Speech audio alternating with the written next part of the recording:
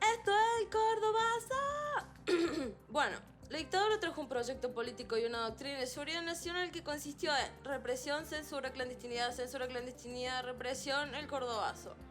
El Cordobazo significa un proceso de insurrección popular, de ardua lucha obrera estudiantil. Bueno, y como sigue, esa historia toca ser contada por los pibes. Y voy a poner la grabación y tenemos todo el día.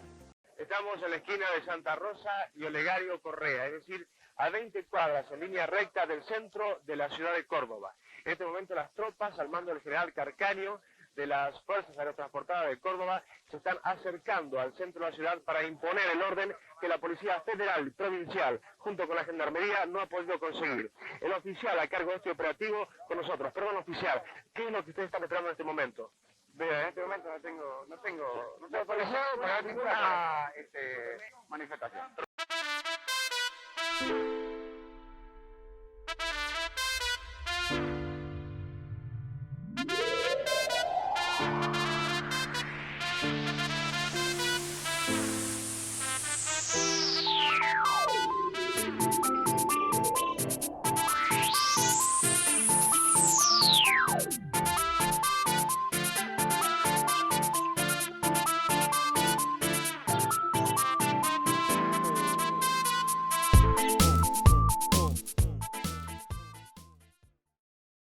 Bienvenido Gaby, desde ya muchas gracias. Bueno, buenas tardes a todos, todas. Es lindo poder verlos juntarse para un momento de formación, de capacitación. Siempre, primero tengo la experiencia militante, me ha llevado a compartir muchos sábados, fines de semana, días de semanas de capacitación. Claro que en el tiempo donde yo tal vez tenía la edad de alguno de ustedes, no había todavía estos medios tecnológicos para juntarnos, así que implicaba pasar días encerrados y demás, pero bueno, siempre se aprende. La segunda cuestión tiene que ver con mi doble condición, ¿no? Milité muchos años, así que vamos a tratar de hacerlo lo más dinámico posible. La otra es de como profesor en historia. Y siempre tengo la convicción cuando hablo con los compañeros, cuando hablo con cualquier persona, que si en la historia no existe un diálogo con el presente, no tiene sentido de ser, es una historia muerta, ¿no? Es una ciencia muerta. Por lo tanto, en realidad, lo que sí me gustaría es que ustedes vayan, de alguna manera, viendo y vehiculizando cuáles son algunas comparaciones con el presente y algún uso de esos contextos, tanto internacionales como nacionales, que vamos a ir revisando al día de hoy para poder conectarlos con el presente y convertir a la historia en acción, ¿no? Y esto ya depende del ámbito de militancia de ustedes, de los sectores donde ustedes decidan volcar su vocación. Yo preparé una presentación, no tengo problema que me interrumpan si hay algo que va quedando como sin entender o sin profundizar. Vamos a hacer un primer pantallazo muy general por los contextos internacionales, los regionales, muy breves, para después poder adentrarnos en la realidad nacional del momento del Cordobazo y en Córdoba en particular, y poder entenderlo. Y ya que también tenemos compañeros de Córdoba ahí, escuché varias tonadas, también preguntarles, ¿no?, cuál es la situación, cómo vive Córdoba hoy. Esto que pasó hace 52 años, ¿no?, que es el Cordobazo, cuál es la experiencia desde el hoy y cuál es la sensación. No digo tanto de los compañeros militantes, que seguramente hay un proceso reivindicativo, sino más que nada en la memoria popular. Empieza un proceso de conversión de dos bloques muy importantes que van a estar dividiéndose las cuestiones internacionales. Esas dos grandes bloques van a ser los que van a disputar el mundo occidental del libre mercado y del capitalismo, y por el otro lado la Unión de Repúblicas Socialistas Soviéticas, representando ese mundo comunista que tenía que ver con varias realidades de la propia Unión de Repúblicas Socialistas, pero también de la Europa oriental que adhería al comunismo, ya que son los tiempos de la Guerra Fría que van a ocupar entre 1945 y 1991, que es, si bien dentro de esa etapa histórica a nivel internacional existen diversos momentos de tensión, de distensión, se abre el juego a partir de 1945 a esta disputa internacional. En esa disputa internacional también están los movimientos o el proceso de descolonización dentro de ese juego. Esto tiene que ver que el mundo, o por lo menos África y Asia, van a estar viviendo todo un proceso de descolonización. Y la descolonización de África y Asia va a tener como dos variantes. Las salidas negociadas más cercanas al imperio de Gran Bretaña, que tiene que ver con rupturas pactadas con relaciones de las burguesías locales o de los grupos dominantes locales con el imperio, o movimientos de liberación que producen una ruptura. Es el caso por ahí de Argelia o el caso de Vietnam, donde se dan rupturas mucho más violentas con el orden colonial. Lo que estamos viendo entonces en el marco general de la Guerra Fría es que también estos países van a estar rompiendo su vínculo colonial que data de algún siglo atrás. Entonces hay todo un momento de convulsión, o sea que la Guerra Fría,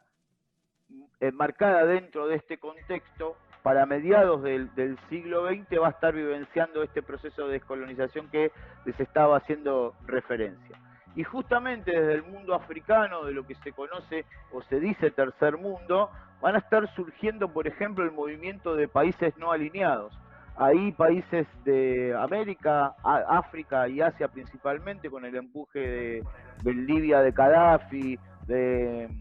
Egipto de Nasser, van a producir este tercer bloque, ¿no? Esta tercera posición equidistante de los dos bloques. El movimiento de países no alineados intenta mantenerse al margen de la disputa de los dos bloques internacionales que competían a nivel mundial. Ha tenido movimientos de avance y movimientos de retroceso, pero este movimiento de países no alineados surge en el mundo occidental, o digamos, dado su conocimiento, su puntapié inicial en 1956. Ahora bien, en esta idea donde el mundo está dividido en dos, América Latina para los Estados Unidos, como sucede ahora y como sucede históricamente, América Latina constituye su patio trasero. Y hasta el momento de 1959, que se produce la Revolución Cubana, los Estados Unidos tenían una política determinada para Gran Bretaña para el mundo de Latinoamérica en general. Entonces, Estados Unidos, en el proceso que va entre 1945 y 1959, va a tener una relación con los países o con la región de generar gobiernos amigos, y si en el caso que no haya gobiernos amigos, producir golpes de Estado que le garanticen la defensa de sus intereses dentro de la región. Esa política fluctuaba en movimientos más álgidos, momentos más álgidos y momentos menos tirantes, pero se podría caracterizar como que de una tensión permanente que fluctuaba en estas dos cuestiones. No de una, si bien tenía una injerencia directa y siempre lo tuvo dentro de los recursos de América Latina y con los gobiernos de América Latina, el punto de inflexión se da en 1959, cuando es el momento de la producción o cuando se produce la Revolución Cubana, ¿sí? La Revolución Cubana modifica a partir de enero de 1959 todo el escenario internacional, por el carácter de la revolución y después por la adopción que produce esa revolución que sale de las entrañas de la propia Cuba del socialismo. Entonces ahí comienza a haber toda una política diferente que va a terminar marcando las relaciones de los Estados Unidos con América Latina y con la Argentina en particular. Y me estoy refiriendo a lo que llamamos como doctrina de seguridad nacional. Y esto tiene que ver principalmente porque las Fuerzas Armadas de América Latina, que hasta ese momento habían sido equipadas para combatir desde los Estados Unidos, para combatir contra un enemigo externo, lo que van a hacer ahora es modificarle la lógica y van a entender las Fuerzas Armadas un nuevo rol, van a tener un nuevo rol, y ese rol va a apuntar justamente a ver quién es el enemigo interno, ¿sí? Dónde se están dando dentro, fronteras adentro, ese ejército va a tener que buscar, esas fuerzas armadas van a tener que buscar ese enemigo interno. ¿Y cómo se identifica el enemigo? Bueno, el enemigo se identifica a quien no acate el orden occidental y capitalista dentro de los países. Por lo tanto, las fronteras dejan de ser territoriales para ser fronteras ideológicas. Para esto va a montar en la década del 60 lo que se conoce como las Escuelas de las Américas en Panamá, y ahí va a permitir formar hasta ese momento más de 60.000 militares y policías de 20 países y de 7 las 7 dependencias de América Latina. O sea que hay un conglomerado enorme de militares que van a pasar por esas escuelas y sobre todo van a aprender ahí lo que se llama la metodología de lucha contrainsurgente. Esto quiere decir contra cualquier insurgencia popular que exista dentro de los países, los militares van a tener un manual y hombres formados para poder combatir esta situación. Entonces esa doctrina de general, esa doctrina de seguridad nacional va a ser quien va a proteger el sistema. Las Fuerzas Armadas van a ser el garante de ese orden que protege el sistema y sobre todo va a haber una alianza sustantiva con los sectores dominantes de los países de América Latina. En este contexto es que se da el golpe de Estado de 1966. Digamos, venimos de un momento donde Ilía es derrocada y asume la autodenominada Revolución Argentina en 1966. Perdón. Decía que este gobierno que asume en 1966 con longanía de la autodenominada Revolución Argentina va a plantearse varias cuestiones. Por un lado, va a abandonar el juego de la semidemocracia que se había dado desde 1958 y va a tener el aval y el respaldo de las cúpulas empresariales más el apoyo técnico para armar un Estado altamente represivo. Hasta ese momento, los sectores medios y trabajadores de la Argentina no habían producido un acuerdo o un encuentro entre ellos. Recién, cuando empieza a ponerse en marcha lo que se conoce, O'Donnell, uno de los historiadores, llama como el Estado burocrático autoritario, y comienza todo un proceso de transnacionalización de la economía, de empresas oligopólicas con altas extensiones o relaciones con empresas nacionales, empieza a desnacionalizar la industria argentina que había tomado un cariz muy nacional durante el periodismo, y se empieza todavía a ahondar más la supresión de los derechos políticos, y digo, con esta transnacionalización de la economía, el pase de manos de capitales argentinos a capitales norteamericanos o de otro país dentro de las potencias, lo que se va a generar es un proceso de exclusión económica a una exclusión política que ya existía de la mayoría y que va a ser todavía más fortalecida con un proceso de represión interna en el marco de la doctrina de la seguridad nacional. Entonces tenemos, como les decía, entre el 58 y el 66 un sistema semidemocrático, porque justamente ese sistema democrático estaba basado nada más que en meras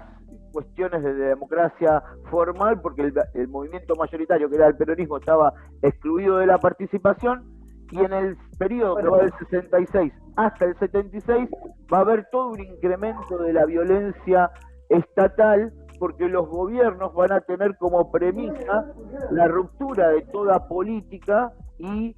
justamente esa ruptura de las políticas de los sectores populares tiene que ver con la posibilidad de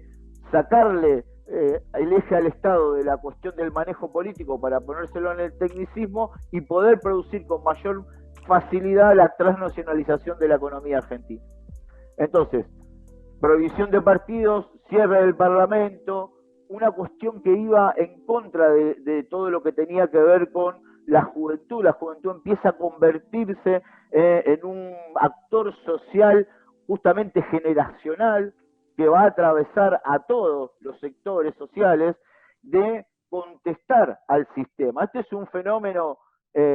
internacional que tiene un golpe particular en la Argentina en la noche de los bastones largos en julio de 1966, donde se organiza el desalojo y la expulsión de docentes y estudiantes, entrando la policía a la universidad. Este toque a los intereses de los sectores medios termina de producir la ruptura entre el poder dominante y estos sectores, y muchos de estos sectores de clase media, sobre todo los estudiantes, a partir de este recrudecimiento de la represión, va a empezar a tener algún tipo de diálogo y vinculación con los sectores obreros más combativos de la Argentina. Entonces, esa universidad que había sido intervenida, que había sufrido la represión, no solo la va a vivir la de Buenos Aires, sino que va a ser un proceso que se va a estar viviendo a lo largo y a lo ancho de la Argentina. También se corresponde con otros movimientos que para la década del 60 o finales de la década del 60 van a ocurrir en el mundo, ¿no? Tenemos, por ejemplo, lo que se conoce como la Primavera de Praga, que es justamente un cambio de visión dentro de los países que están bajo la órbita de la Unión de Repúblicas Socialistas Soviéticas, buscando un socialismo diferente a lo que se estaba dando, o desde Occidente, inclusive con el Mayo francés, la movilización con apoyo obrero que tiene este Mayo francés, que muestra por un lado una radicalización, una crisis de los modelos imperantes a ese momento, y el surgimiento de movimientos contestatarios que quieren modificar el orden social político establecido. En la Argentina, en particular, para 1968, se va a producir algo también importantísimo, que es la ruptura de la CGT. La CGT va a quedar partida en dos, donde por un lado va a aparecer la CGT de los argentinos, una CGT mucho más combativa de las experiencias que se venían dando hasta ese momento, mucho más heterogénea en cuanto a lo político e ideológico, con una gran postura de oposición a la dictadura de Onganía. Esta CGT era conducida por el compañero Ongaro. Por el otro lado, quedó dos sectores de la CGT nucleados en lo que se conocía como la CGT Azopardo, pues el nombre de la calle donde estaba la CGT, más participación con el gobierno, más de colaborar, y también muy cercana al bandolismo, que se acercó a la dictadura de la autodenominada Revolución Argentina. Entonces, por un lado hay un proceso de ruptura dentro de la CGT y también hay un proceso de modificación sustancial de los estudiantes como actores sociopolíticos. Y esto se da en el marco, como les decía, de las transferencias de capital, una industrialización con un ajuste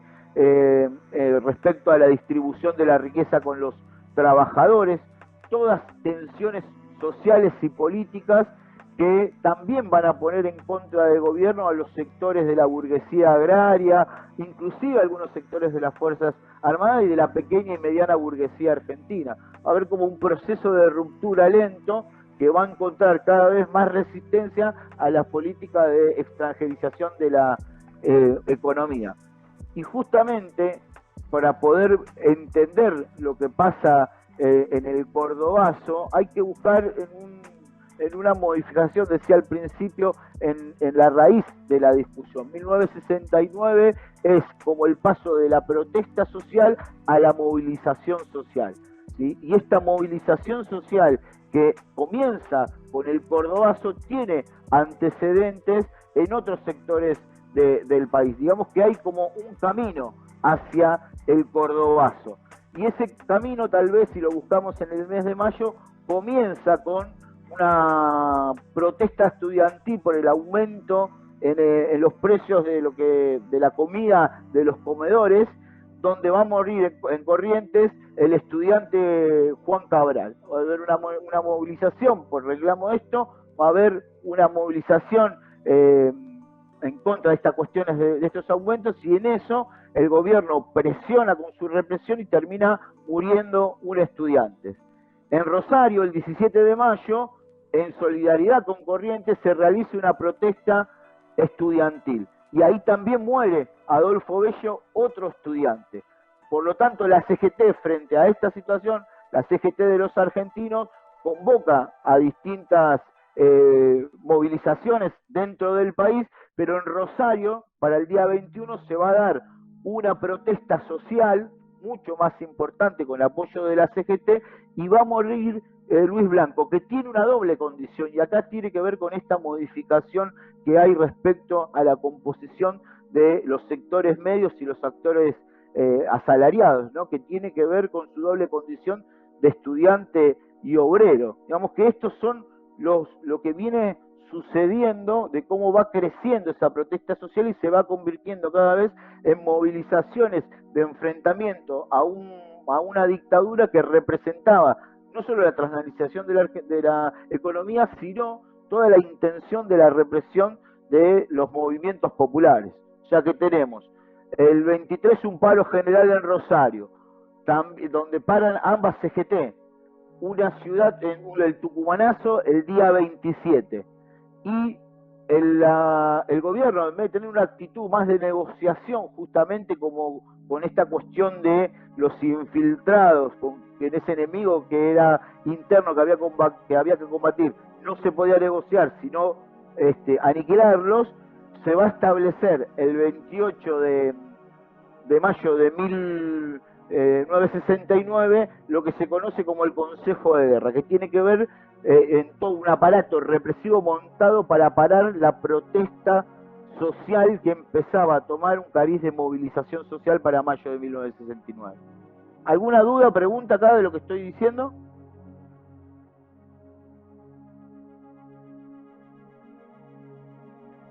No, creo que quedó todo bastante claro, por lo menos ¿Sí? creo que está todo perfecto. Bien, bárbaro. Si no se ve, ¿no? Lo que estoy compartiendo en pantalla, ¿sí? Sí, se ve bárbaro. Bien, bárbaro. Entonces, Córdoba es clave porque la mayor movilización, va a haber un paro diagramado para el día 29 de mayo con movilización obrera, ¿sí? Córdoba tiene la particularidad, esta Córdoba del 69, que es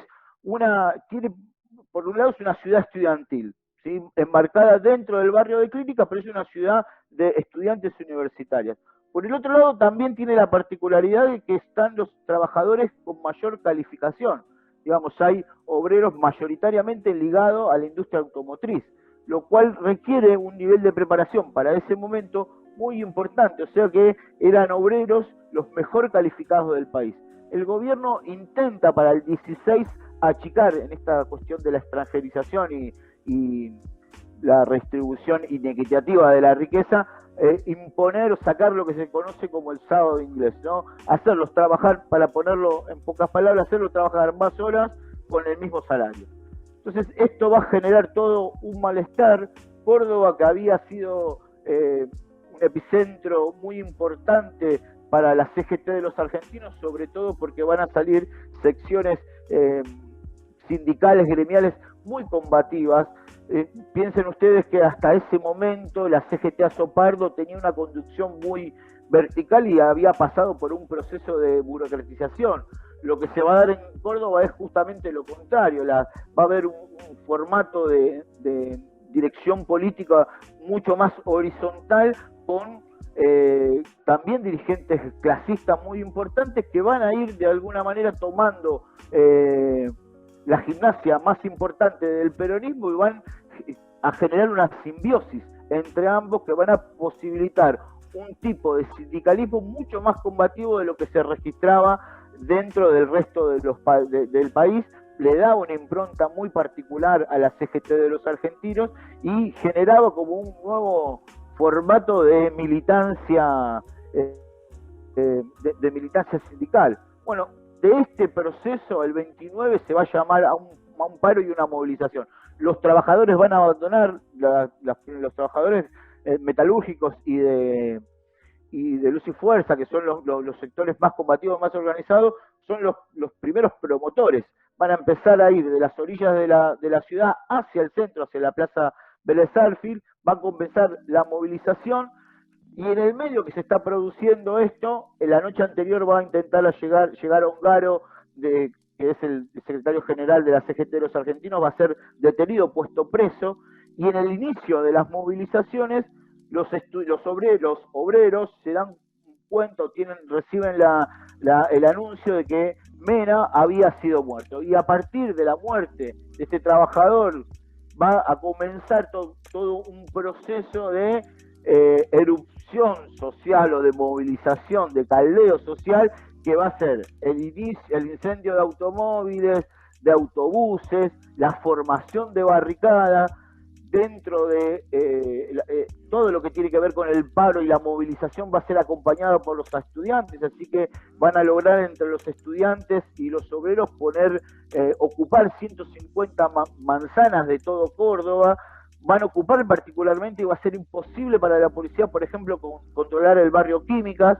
Esta situación de enfrentamiento se va a dar durante todo el día.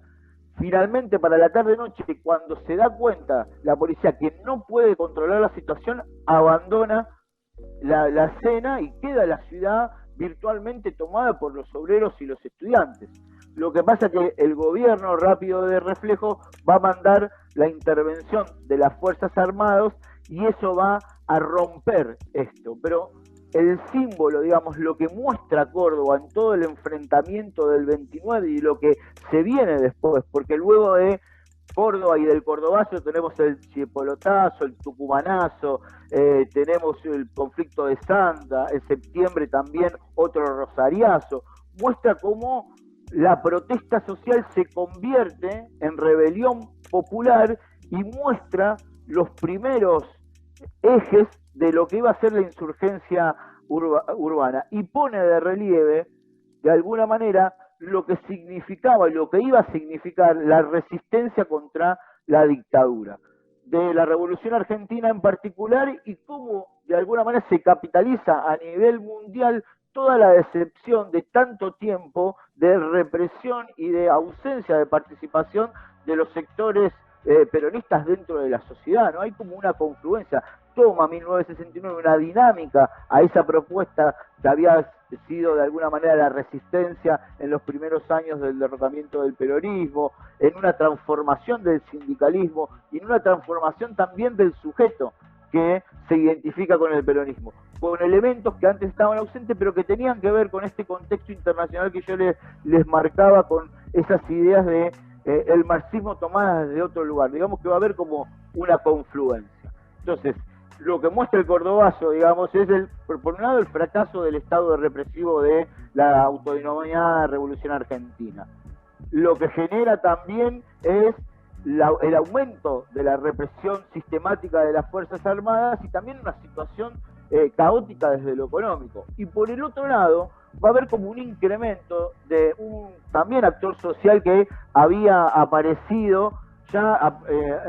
casi a finales de la década del 60 principalmente, ¿no? Va a mostrar, digamos, como que están dadas las condiciones para la aparición de las organizaciones político-militares. Si bien en 1959 había habido una experiencia en Uturunco, con Uturuncos, digamos, las Fuerzas Armadas Peronistas en 1967, más tarde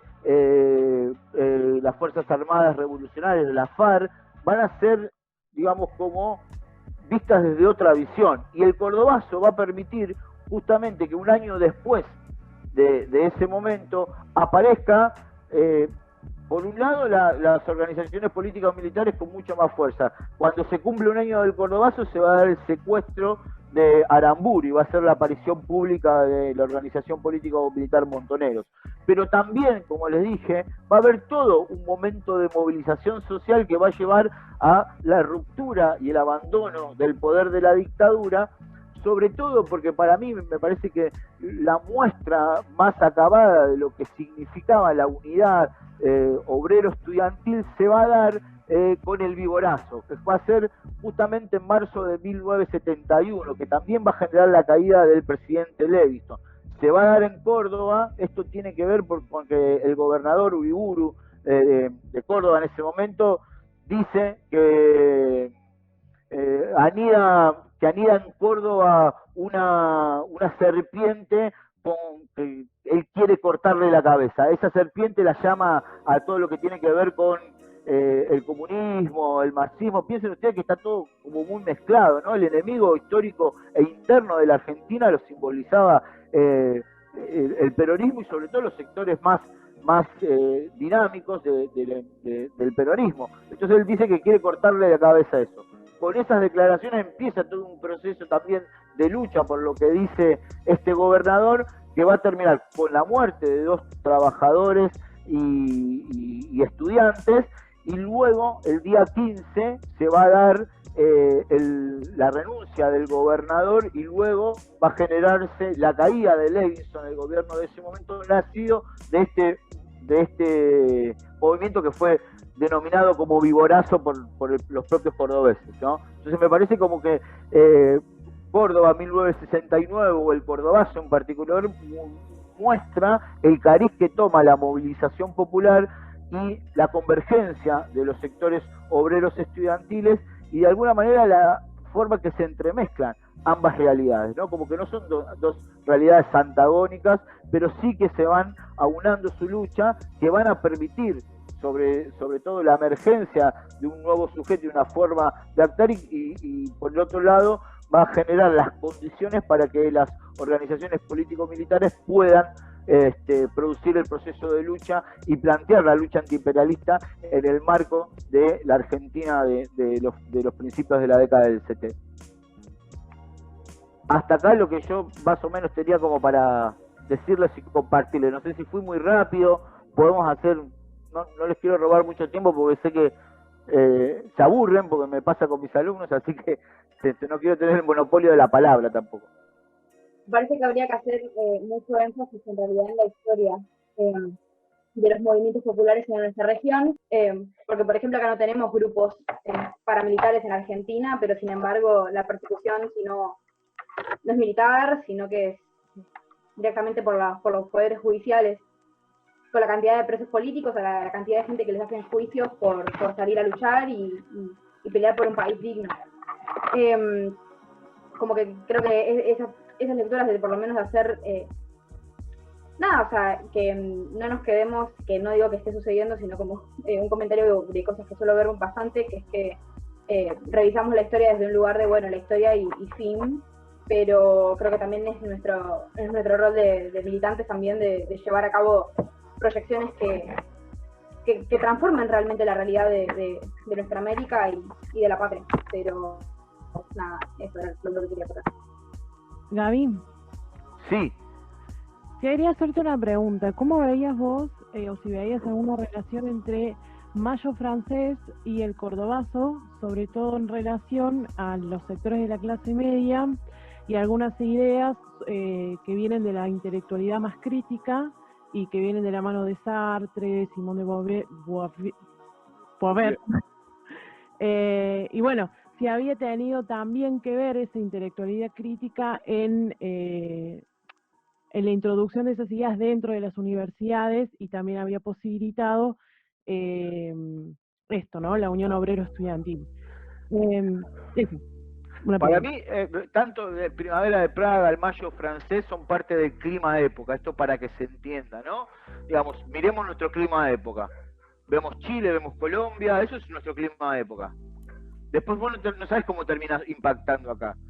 Me parece que para mí, para los sectores más revolucionarios, por la concepción que toman sobre todo los sectores más radicalizados, Fanon es mucho más importante. Un libro traducido no es que llegaba de un día para el otro acá, ¿sí? El libro se escribe, creo que a finales del 50, recién se traduce al castellano en el 63. O sea que ese libro, y inclusive si uno lee, por ejemplo, los primeros comunicados internos que tiene Montoneros, hay muchas cosas con esto de la formación del Frente de Liberación Nacional, identificar quién era el Movimiento de Liberación Nacional y a partir de ahí producir la ruptura. Me parece que hay todo un bagaje de conocimiento que anda circulando, que toma acción con los obreros, ¿no? Pero ahora, los obreros argentinos, y esto también hay que repensarlo y verlo, mayoritariamente querían el retorno de Perón. Entonces, viste, hay algunas cosas que avanzan para poder entender la multidimensionalidad de los procesos históricos. Hay mucha influencia que hace que los sectores de los que vos mencionaste, Mariela, que los sectores universitarios se han movilizado a partir de las lecturas que van viniendo de Europa y de los procesos políticos que se van dando, pero también convergen porque hay intereses en contra de un enemigo en común. El problema es cuando ese enemigo común sobre todo en el 73, 76, toma una figura mucho más difusa. Ahí era claro quién era el enemigo. Entonces, me parece que el problema está en la forma difusa que toma en el periodo 73-76, que después la va a terminar blanqueando en el 76. Esto de la doctrina de seguridad nacional se aplica a partir de 1976 con toda claridad y rompe todas esas relaciones. Y sí creo que hay hay por un lado un clima de época que impacta, pero por el otro lado las lecturas que van tomando los distintos sectores universitarios van apuntando o ayudando a un proceso de radicalización de ese sector, que terminan visualizándose en un clima de época que ayudaba a todos. Pero Tucumán Arde muestra toda la injusticia social que se veía, que no estaba, digamos, y sobre todo les muestra a los burgueses de clase media lo que estaba ocurriendo en parte de su territorio que no tenían registros que existían. Hoy un tipo de clase media no comprometido puede ir a Tucumán a hacer turismo. En ese momento no se iba a hacer turismo en Tucumán. Digo, para poder entender esto, es interesante lo que me comenta Maga acá respecto a eso. Carpani con Desocupados, hay un montón de obras que marcan todo, inclusive cuando pinta los afiches del pedido de liberación de Tosco y Ongaro, también hay todo un arte de protesta social que son importantísimos para traer a los sectores que antes no estaban o no eran parte de la lucha política en la Argentina. Sí, por ese lado también venía la pregunta del Mayo francés en relación a las ideas, digamos, y la cultura, ¿no? Y cómo en esa época también en cine tenían grandes, qué sé yo, todo espectador es un cobarde o un traidor, por ejemplo, ¿no? Planteando posiciones políticas que eran que representaban el clima de época, como decís vos, pero que también fomentaban el salir a la calle. Entonces, creo que en ese sentido fue sumamente importante. Decía el compañero que Estados Unidos tiene Hollywood, pero nosotros teníamos también toda esa otra cultura y que mientras estaba Palito Ortega había otras expresiones también contrahegemónicas que sí hacían eco de lo que pasaba en la calle también, que se retroalimentaban quizás, ¿no? Mejor dicho. No, totalmente. Es un arte para un sector. Vuelvo a decir, esto no hay que perderlo de vista, ¿no? Es muy importante, que después se va a unir con las demandas populares, porque se encuentra la forma de vinculizarlo. Me parece que también este es el desafío que ustedes tienen como generación y como militantes, ¿no? Vuelvo a decir, había una mayoría que no... Con esto no quiero tampoco restarle importancia al proceso, sino como pintar un poquito todo lo que estaba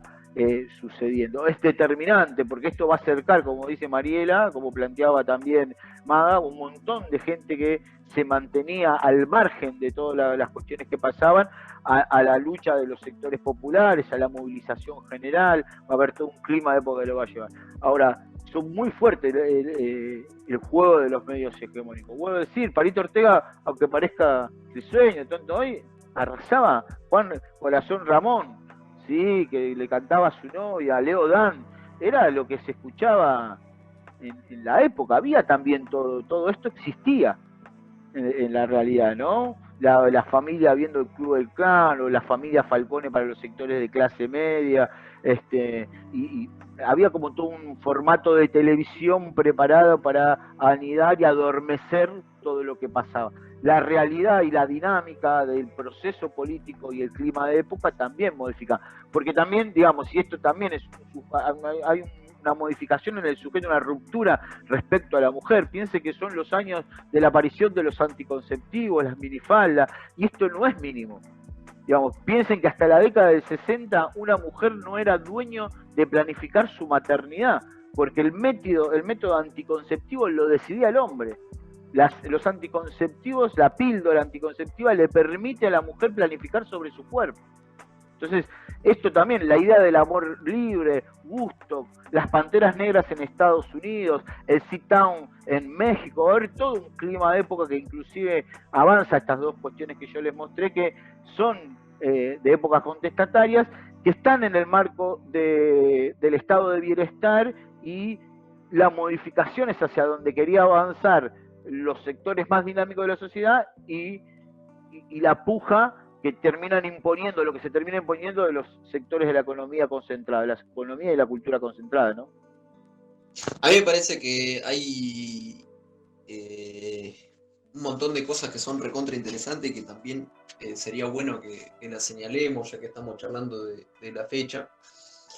En primer lugar, por ahí acá se hizo un repaso histórico de algunas cosas que, bueno, primero son condiciones que llevaron a que pase lo que pasa en el Cordobazo, pero hay un montón de otras cuestiones que suceden antes y que como que preparan un poco el terreno. Una de ellas es obviamente la proscripción del peronismo y tratar de anular un proyecto histórico, político, que tenía, me parece que a los trabajadores o a las masas como protagonistas o en actividad dentro de la vida política y reclamando por los derechos y demás. Digamos, lo que va desde el golpe del 55, la dictadura de Onganía, hasta el 73, con distintos militares que se fueron sucediendo, y otras cosas que pasan después, tienen que ver también, digamos, me parece que van en línea con un proyecto histórico que trata de ir acercando a la Argentina cada vez más a un modelo más parecido al que querían los liberales, que por ahí después empieza a tomar otros nombres, más parecido a lo que hoy podríamos decir neoliberalismo, que es esta Argentina con un Estado más bien represivo, que no tenga funciones sociales, una Argentina donde lo que es la industria nacional, digamos, existe cada vez menos, una Argentina endeudada. Todas esas cuestiones hacen a lo que es el proyecto de los liberales en Argentina, y que bueno, que después después del Cordobazo, que me parece que ahí también hay otro capítulo de la historia que estaría bueno tratar de hilar, por ahí doy algunos comentarios con respecto a eso, pero digamos, este mismo proyecto histórico es el que vuelve después con la dictadura del 76 y al que le hace falta desaparecer a 30.000 compañeros y compañeras, y aplastar al movimiento sindical de la época, digamos, hacer un antes y un después en la historia argentina como para llevar adelante un montón de reformas que son de proyecto económico, no solamente de perseguir a los compañeros y a las compañeras, sino de establecer ciertas medidas que hablan de un modelo. Y por el otro lado también hay otro modelo que se le opone a eso, porque si uno también se pone a fijar en el Cordobazo, no necesariamente, digamos, si uno lo compara en la historia, digamos, las condiciones de vida o los sueldos que recibían los trabajadores en esa época, por ahí no tienen nada que ver con las situaciones de vida de los trabajadores de la economía popular hoy, o de los trabajadores en general hoy,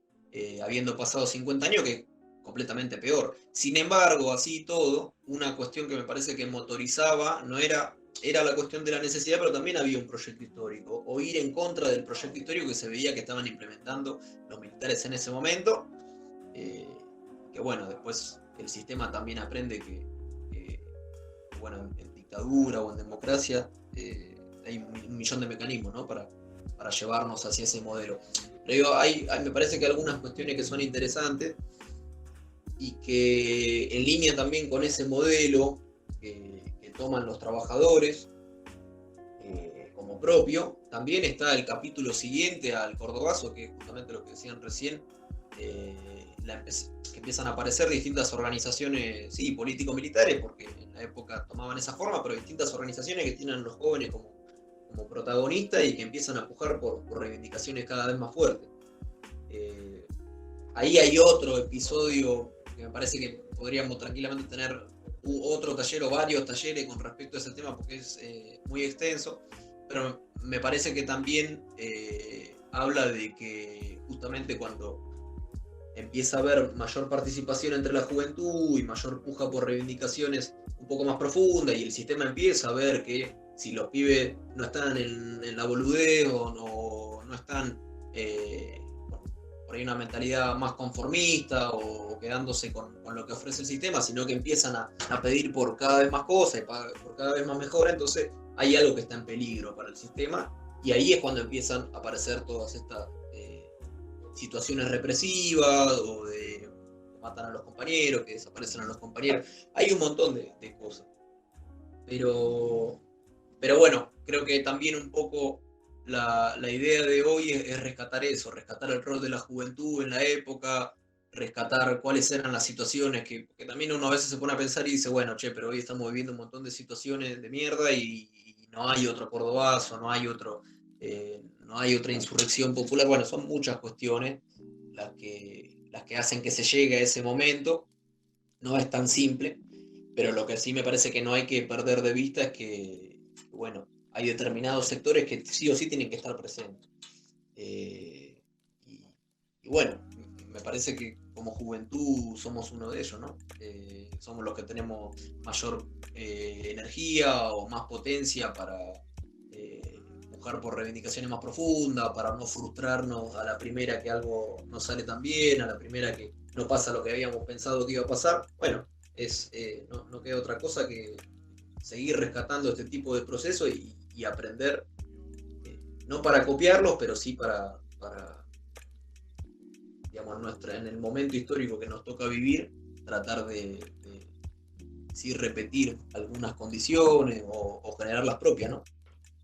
También es cierto que tiene sentido que haya muchas cosas que hoy en día no las podamos conquistar o que sean, por el contrario, conquistas del enemigo, ¿no? O sea, que el macrismo pueda implementar la reforma que le parece, educativa o lo que sea, digamos, es una conquista para ellos, es un retroceso para nosotros. Tiene que ver también con una etapa histórica que hoy en día nos toca vivir, que tiene sus particularidades, tiene también mucha porción de la gente que no cree que se pueda cambiar la realidad, digamos, hay una correlación de fuerza que a la derecha, digamos, el antagonista del proyecto histórico nuestro le es más favorable. Hay un montón de cuestiones, pero también me parece que es importante, leyendo la historia y evaluando algunos procesos de nuestro propio pueblo, no del otro lado del mundo, sino de nuestro propio pueblo, de que eso no tiene por qué ser siempre así y que eso, digamos, va fluctuando y en el momento que uno menos se lo espera también se presentan las condiciones para avanzar en un montón de conquistas y ganar un montón de cosas y bueno, digamos, en ese momento y como se dice, en las buenas y en las malas, en los momentos en los que se puede avanzar y en los momentos en que no se puede avanzar, hay que seguir construyendo para que justamente los avances que se puedan hacer después sean lo más profundo posible para no perder tanto como le gustaría al macrismo hoy en día, y por el otro lado también para dibujar los lineamientos para un tipo de sociedad o de proyecto político o económico diferente en la medida en que las condiciones lo vayan permitiendo. Digo, la tarea de seguir construyendo siempre está, y también algo una manera que tenemos nosotros de ir en contra del sentido común, que es el que quiere justamente el sistema que tengamos, es hacerlo con mucho orgullo y con mucha felicidad de saber que estamos abonando un proyecto histórico que pretende cambiar la realidad, no se conforma con lo que vemos hoy y que al contrario se dedica un sábado a la tarde, que podría estar haciendo cualquier otra cosa, a sentarse a estudiar procesos históricos que son importantes para nuestro pueblo y para conseguir un montón de cosas. No es una cuestión idealista de que como el Cordobazo es una fecha bonita y tiene un montón de palabras lindas y un montón de cosas que están buenas o que tienen que ver con lo que nosotros pensamos, entonces nos podemos hablar de eso, sino que tiene que ver con una tarea necesaria que es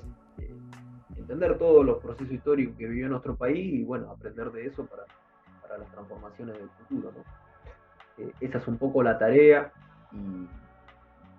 bueno, esa también me parece por así decir, una responsabilidad que tenemos como juventud. Creo que está bueno tenerlo o concebirlo de esa manera. Estudiar la historia para transformar la sociedad para nosotros y también para las generaciones que vienen. Otra cosa que me parece que estaría bueno, que quería agregar también, tal vez pensándolo más ¿no? Entendiéndonos como a nosotros como personas que conformamos un proyecto que hace una continuidad histórica a lo que fue el Cordobazo, que hace una continuación histórica a todo lo que fue las resistencias de la época de los 60, 70, anteriores y posteriores. Creo que es súper importante que mantengamos estas instancias de formación porque es lo que nos va a permitir a nosotros entender la realidad en la que vivimos y lo que pasó antes, no hay forma de que entendamos qué es lo que está pasando ahora. En ese sentido creo que hay un par de cosas interesantes para tomar también del Cordobazo como juventud hoy. que de hecho es un debate que nos quedó un poco picando para discutir en la Simón con la última visita a Córdoba para acá, que es el tema de esta disociación que suele haber de la juventud identificándose como trabajadores, ¿no? Y creo que eso es algo en lo que en el Cordobazo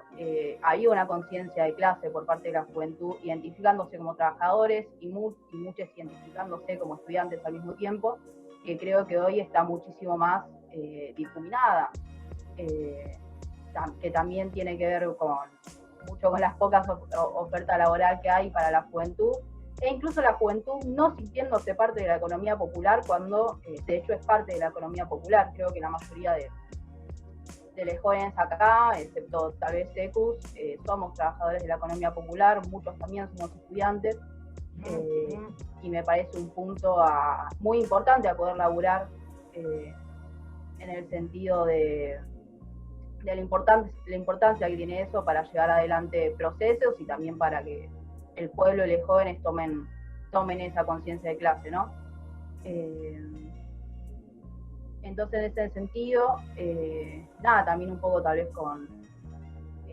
el título de la convocatoria del taller, que es seamos de nuevo protagonistas. Creo que un poco el desafío para nosotros es cómo podemos volver a levantar y generar ese movimiento por parte de la juventud que vaya también a involucrarse y a coordinar con el resto del sindicalismo, del cual la juventud actualmente creo que está muchísimo más desprendido, se le cierra a otro tipo de cosas, y también entendiendo la importancia que creo yo que vamos a tener en los próximos tiempos, ¿no? Algo que mencionaba mucho Gaby era esto de el contexto político, la coyuntura,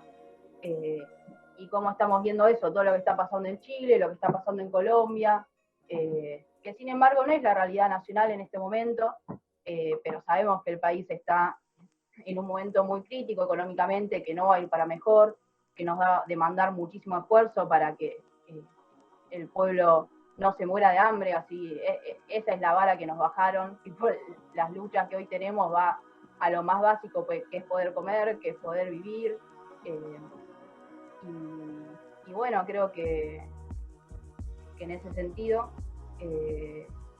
es importante que nosotros como jóvenes tomemos esa iniciativa, que hay un montón de cuestiones que son actuales, que son de lo que está pasando ahora, y creo que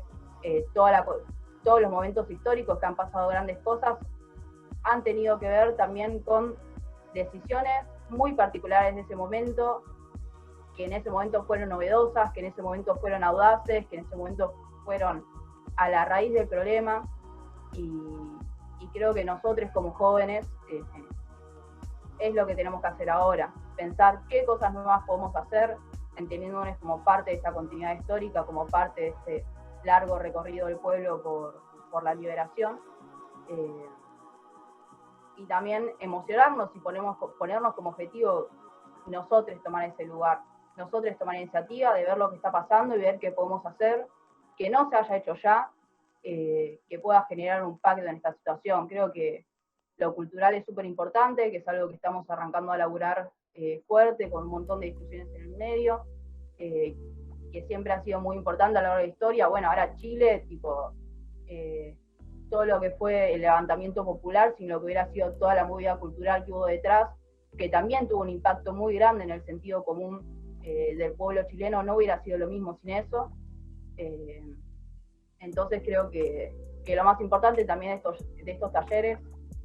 aparte de formarnos y emocionarnos al respecto, ver que esas cosas se pudieron hacer, que se pueden hacer, y creo que nosotros vamos a poder hacerlo, que tal vez hoy estamos viviendo un momento como muy complicado con lo que es la pandemia, con lo que es la cuarentena, también que entendamos que son cosas que van a pasar, que tenemos para rato, para hacer un montón de cosas, tengamos en cuenta que podemos llegar a tener cualquier gobierno en las próximas elecciones, no es una posibilidad tan lejana que Cambiemos vuelva a ganar, lo cual nos va a demandar volver a tener una posición tal vez más avanzada que que estos momentos que tenemos más espacio y más tiempo para reorganizarnos, para formarnos, para conformar una estructura, pero estoy segura que ahora todo lo que sigue da para hacer un montón de cosas nuevas, interesantes, que incluso lo que está haciendo la grabación de este taller y lo que se quiere hacer después es parte de eso, y nada, que como jóvenes tenemos que apuntar a hacer esa diferencia y hacer esos movimientos más audaces y atrevernos a hacer cosas que generen un impacto a nivel nacional. Creo que este tipo de talleres también nos tienen que recordar eso, que se pudo hacer, que nosotros venimos de eso, nos formamos de eso y que vamos a poder hacer cosas nuevas, que sean grandes y que sean novedosas. ¿El ejército podría salir a la ciudad? Bueno, esto es un problema que tendríamos que considerarlo, pero imagínese usted que si realmente ocurre un estado de subversión o de alteración del orden, de la magnitud, que para dar lugar a una intervención de esa naturaleza, bueno, naturalmente que puede ocurrir, eso, en el tren así de posibilidades que usted señala puede pasar cualquier cosa. 45 jeep, 15 camiones, 2 ómnibus y 3 automóviles particulares. Esta es la caravana en la que se conduce la escuela de tropas por Avenida Colón al 3100 a la ciudad de Córdoba para hacerse cargo de la situación. Córdoba, creo que los sindicatos, las fuerzas obreras, indudablemente descontentas con algunas medidas que ellos consideraban o estimaban que dañaban sus derechos, y los estudiantes afectados emotivamente por otras circunstancias que son del dominio público, fueron exacerbados por grupos perfectamente organizados de extremistas, concretamente marxistas con entrenamiento guerrillero, que se distribuyeron por toda la ciudad,